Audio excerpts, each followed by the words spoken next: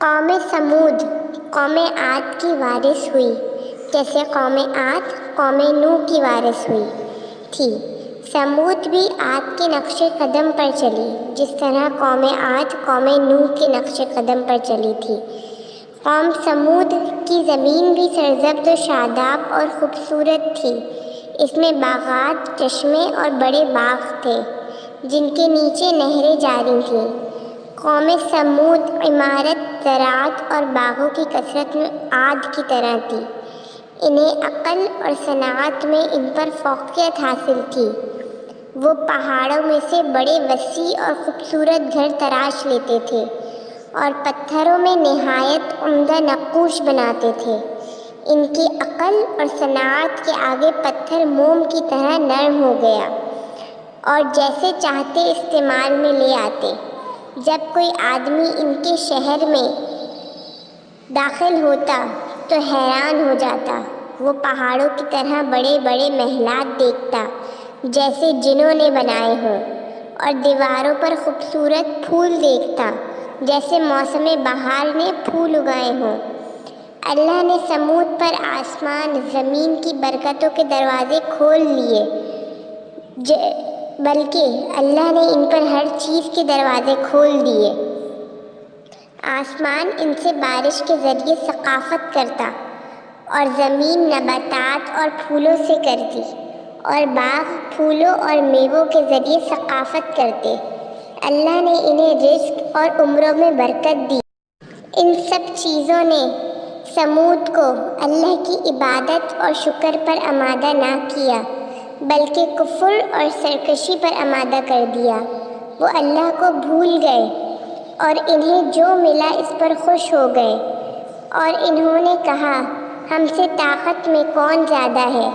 انہوں نے خیال کیا کہ وہ کبھی مریں گے نہیں اور نہ کبھی اپنے محلات اور باغات سے نکلیں گے، اور یہ گمان کیا کہ موت ان پہاڑوں میں داخل نہ ہوگی اور اسے ان تک کوئی راستہ نہ ملے گا۔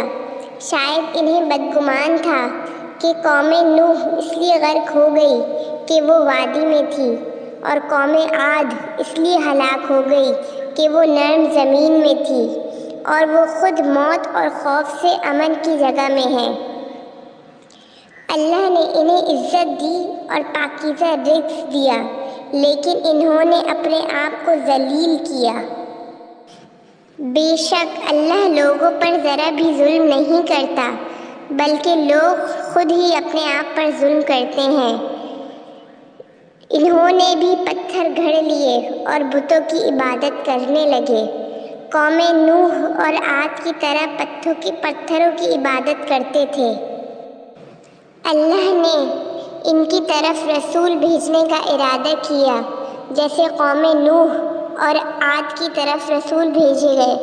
بلا شبہ اللہ اپنے بندوں کے لیے کفر بالکل پسند نہیں کرتا۔ بے شک اللہ زمین میں فساد پسند نہیں کرتا۔ اور ان میں ایک آدمی صالح نامی تھا۔ وہ ایک شریف گھرانے میں پیدا ہوئے اور عقل اور نیکی میں پرورش پائی۔ وہ بہت ہی شریف لڑکے تھے اور بہت ہی ہدایت یافتہ لوگوں میں مشہور تھے، اور کہتے تھے یہ صالح ہے۔ لوگوں نے ان سے بہت سی توقعات تھیں اور کہا کرتے تھے کہ ان کی بڑی شان ہوگی۔ اللہ نے انہیں نبوت سے سرفراز کرنا چاہا کہ انہیں ان کی قوم کی طرف بھیجیں تاکہ وہ انہیں ظلموں سے نکال کر نور میں لے آئے۔ اس سے بڑھ کر کیا شرف ہوگا اور اس سے بڑھ کر عزت اور کیا ہوگی۔ صالح نے اپنی قوم میں کھڑے ہو کر زوردار آواز میں کہا، اے میری قوم، اللہ کی عبادت کرو، تمہارے لیے اس کے سوا اور کوئی معبود نہیں۔ امیر لوگ کھانے پینے اور کھیل تماشے میں لگے ہوئے تھے۔ وہ بتوں کی عبادت کرتے تھے اور ان کے سوا اور کو معبود نہیں سمجھتے تھے۔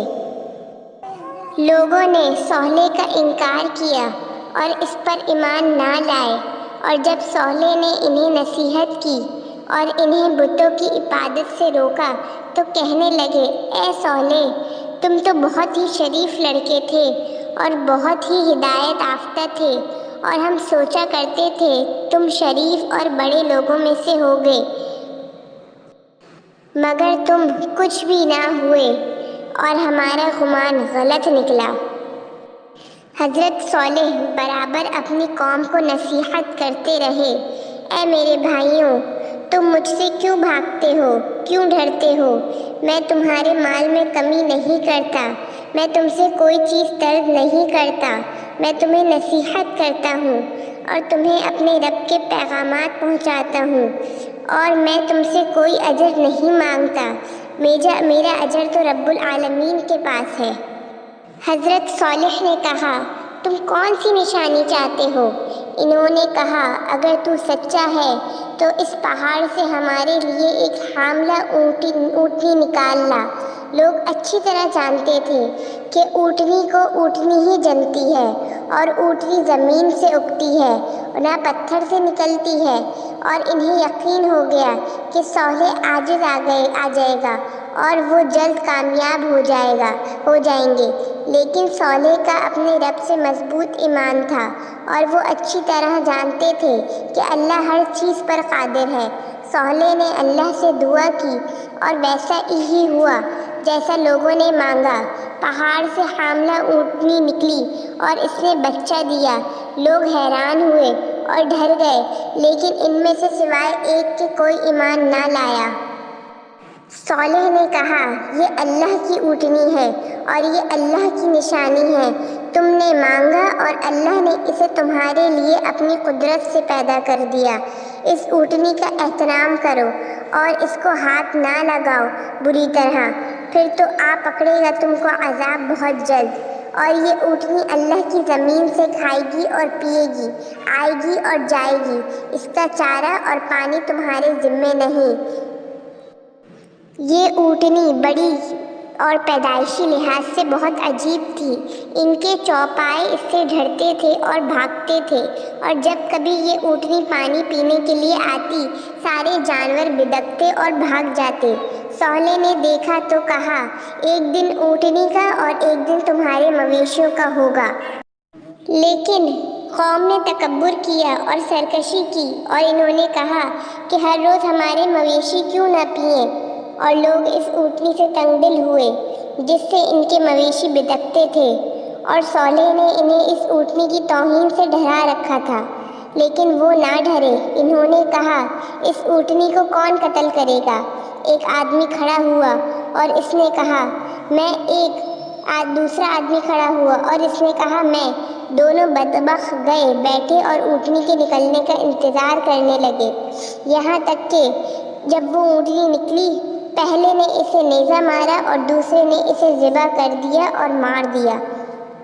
اور جب صالح کو علم ہوا کہ اونٹنی ذبح کر دی گئی ہے تو انہوں نے افسوس کیا اور بہت غمگین ہوئے، اور لوگوں سے کہا، فائدہ اٹھا لو اپنے گھروں میں 3 دن، یہ وعدہ ہے جو جھوٹا نہ ہوگا۔ اور شہر میں 9 آدمی تھے جو زمین میں فساد کرتے تھے اور اصلاح نہیں کرتے تھے۔ انہوں نے حلف اٹھایا اور کہا، ہم رات کو صالح اور اس کی اولاد کو قتل کر دیں گے، اور جب ہم سے پوچھا جائے گا تو کہہ دیں گے کہ ہمیں کوئی علم نہیں، لیکن اللہ نے صالح اور اس کی اہل کی حفاظت کی، اور جب تیسرا دن ہوا ان پر عذاب آیا۔